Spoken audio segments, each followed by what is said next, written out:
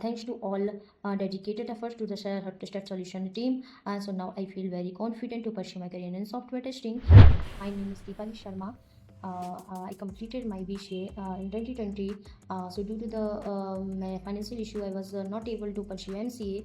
But I became a software tester. So while searching, I just found a STAD solution to start my career in a software testing. When I joined STAD solution, I met Vagishri ma'am, Richa ma'am.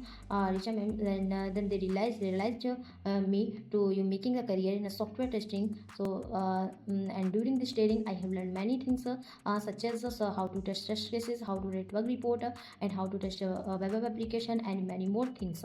And also gain the non-technical skills like how to write the test, how to write the resume, and how to prepare for the interview. And thanks to all dedicated efforts to the STAD solution team. So now I feel very confident to pursue my career in software testing, and I also recommend it to all. And please making a career in a software testing, so please join the STAD solution.